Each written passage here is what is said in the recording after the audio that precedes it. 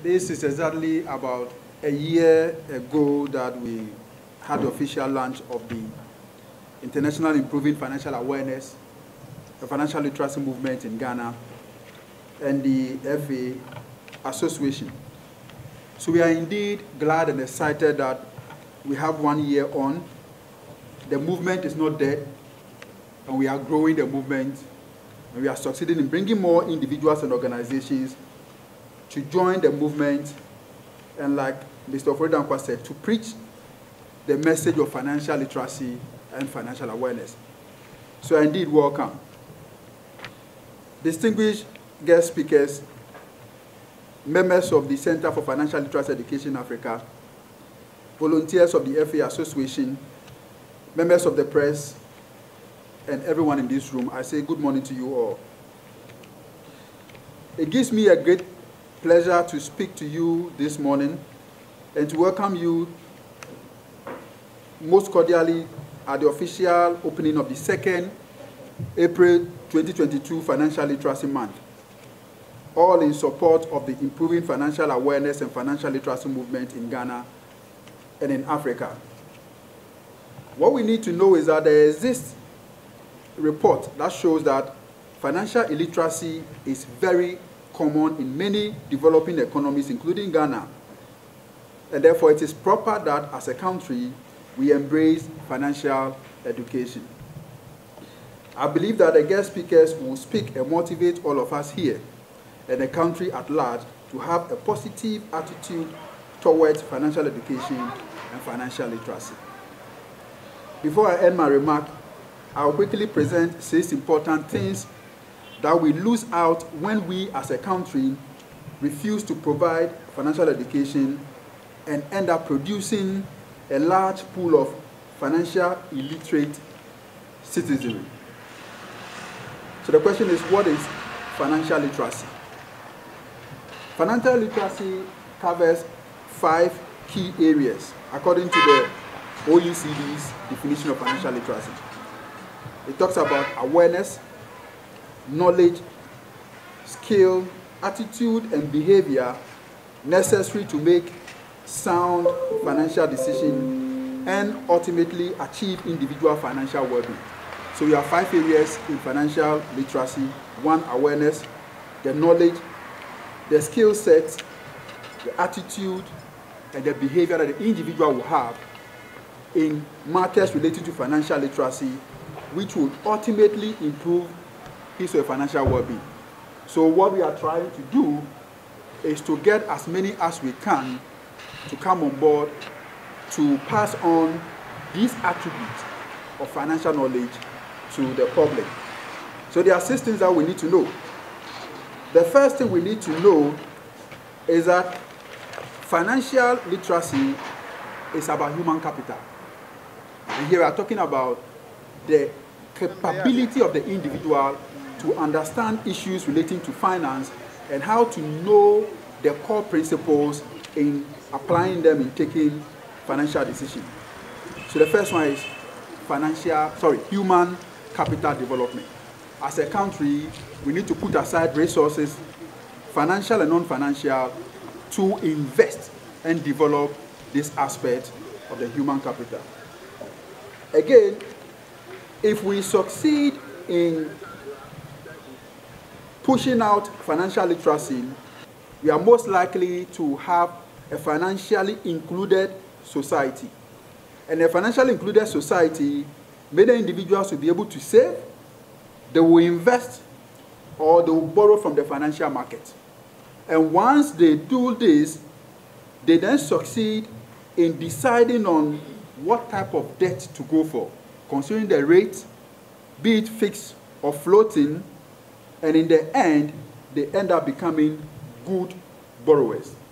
What we are saying here is that if you find yourself dealing with a large pool of financially illiterate citizens, many a time when they contract debt, they don't see the need to service the debt. But if you succeed in educating these individuals, when they contract debt, they are committed in paying the debt. Again, if we have a large pool of individuals who are financially literate, we will end up having individuals who are able to rebalance their investment portfolios as and when market condition changes. In other words, if you are saddled with a lot of financially literate citizens, they invest in financial products and they are not able to read the changes in the market to cause them to do a portfolio rebalancing. And in the end, they end up losing. Again, if we have a financially literate citizens, they are most likely to plan for the retirement. And so they will not end up leaving their jobs or retiring from their jobs and having to live extensively on public social interventions. These individuals will invest and will plan themselves in terms of their funding when they go on retirement. We cannot talk about the fact that there's a relationship between the voter and public administration management when it comes to financial literacy. When you are saddled with a large pool of financially illiterate citizens, when they go to vote, they are not able to vote on financial issues. And so they end up selecting individuals who themselves are not financially literate. And when we entrust the resources of the state into the care of these financially illiterate leaders, they end up getting the state into financially difficult situations that become a mess for all of us. So the first thing we need to do is let us get citizens who are financially literate. And they will be able to use that to assess some of the individuals who present themselves for political positions, and will be good at selecting those who are likely to manage our resources well from those who will likely mess up the resources. Finally, I would like to say that in many instances, the monetary authorities release information on the macroeconomic indicators. Now, if you are not financially literate, it will be difficult for you to use these informations to take financing or investment decisions. It is only financial literacy that will open your mind to some of these things. And I believe strongly that as the guest speakers give us their presentations, they will touch into detail some of these areas. And in the end, we will all know that financial literacy is indeed, or financial education is indeed, something that is important for us to embrace as a nation. Distinguished guests, let me express in support of the International Improving Financial Awareness and Financial Literacy Movement our most sincere wish that the presentations and programs lined up for the month of April 2022 will possibly contribute in building the foundational blocks in building a financially literate Ghana. Thank you very much, and thank you for coming.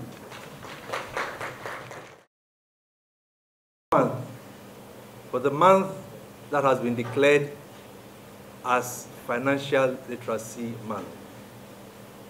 And why do we stand in solidarity? It's because internally, our organization stands for Youth, Enterprise, and God. And why Youth, Enterprise, and God? Youth, because the youth are the backbone of every economy. The youth are the backbone of every population in the world, and particularly Ghana. So we are very much interested in the youth and the financial improvement of the youth. Enterprise. As we all know, enterprise, again, is the backbone of every economy in the world. Small businesses, micro businesses, and enterprise, they are the backbone. And that is why we stand for them.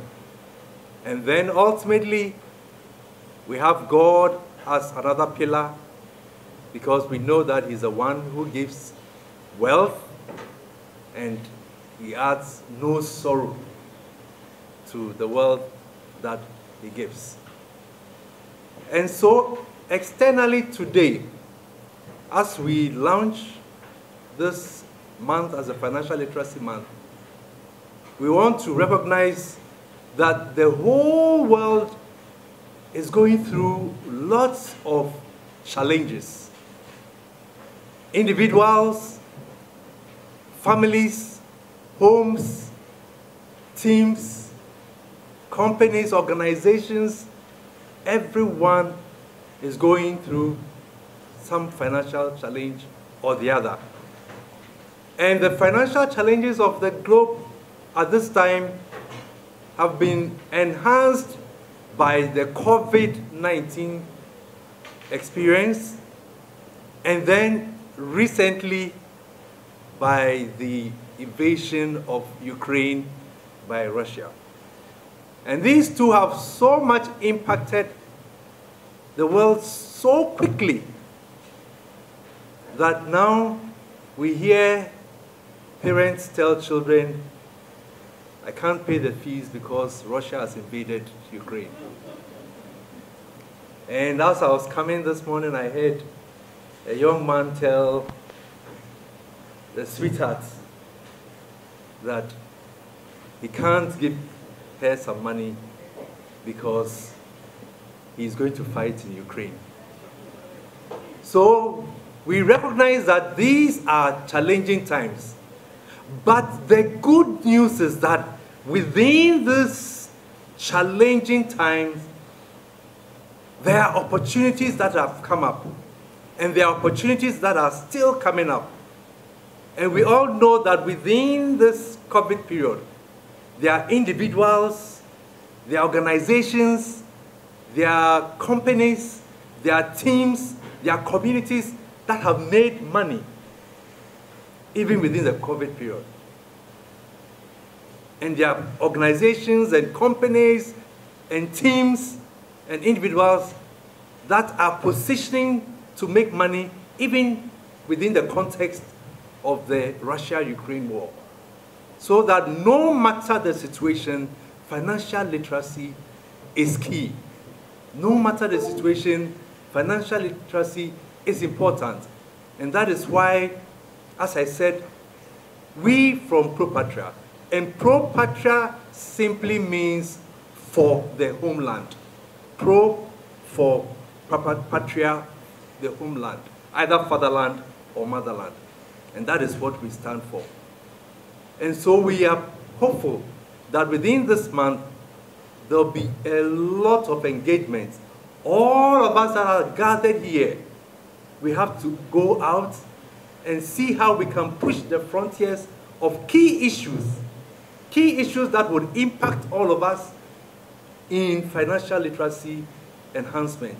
Key issues as frugal living, key issues as cutting down on expenditure appropriately, key issues as multiple income streams, enhancing yourself with multiple income streams, key issues such as creativity, key issues such as teamwork, appropriate networking, and so on and so forth.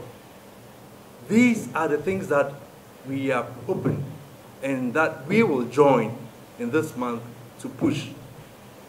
So once again, on behalf of my organization, Pro Patria, we want to say that we stand in absolute solidarity with CFLE Africa, with TFAF Global, and specifically TFAF Ghana. We stand in solidarity with the improving financial awareness and financial literacy movement. And we stand in solidarity with the University of Ghana, who are also the host and spearheading this. Thank you very much. Midindi Peter Kujasa Inyako, Center for Financial Literacy Education Africa. I'm the Executive Director, and I'm the lead for the movement. Now, in the year, we have a press conference to announce April as Financial Literacy Month, and to also obiade no share sa campaign month yimu. Yepese ye chire fa sikasem ho na obia timi tutu ni sikasem na eboa nipa bi owo Ghana ha no otimi enya good living na brabo etimi esi ni ye. Enti we have a lot of speakers, CEO of the Bankers Association speaker no na Bankers Association no our has a speaker. yenya Madam Gloria Doku a ono so KPMG, Madam Ramat a ono so no MBSSI branch manager no ono so eba around a omo abe share nimdia ebe boama obia timi atoto ni sikasem ototo sikasem se skabi ebeba wonsem no obehu ekwan a obetoto obe last year eko Madina market na ye ne market women no eko kasa ye na ye hu se emu bebre na won sikasem enkoyi enti nkyerehwe na ede ma omo no ye sanso call back ene omo kodi nkomo ne hu se emu bebre na sisi omo tutu won sikasem ye na ye wogidie se abra ye koso abosa adwumadi ehu dawru na ye kyerehwe afoforo no ombetimi akoso atutu won sikasem ma etimi aboa omo ne omo abusia.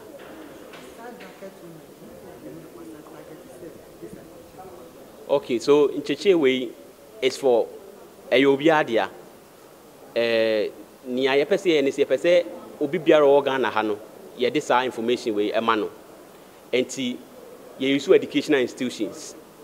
It's educational institutions no etache omo faculty omo student and afi omo alumni.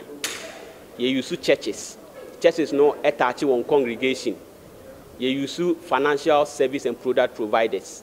Omo tache omo customers ni omo clients omo ni omo eye adwuma. Ye use the media no etache a lot of people. Oko nkura ase TV ni ho but radio stations wo e make sure say e this information we ebema radio stations no mama bo hu dewuro e ma obi biara ye pese sa nimdie we ye kan nsa no etimi aka nsa ya me ka twe Ghana for ne say April e financial literacy month ye pese obi biara de ne ho e hye sa adwumadie mu na yetimi eye ntwetwe fa sikasem ho ofie ho sase se oni obi biara edi nkomo afa sikasem ho wasori mu wadwuma mu bebi biara awo bia no bodewuro efa sikasem nkyerehwere ho na migidi se ye ne sa ebeboa ema yatimi abuilde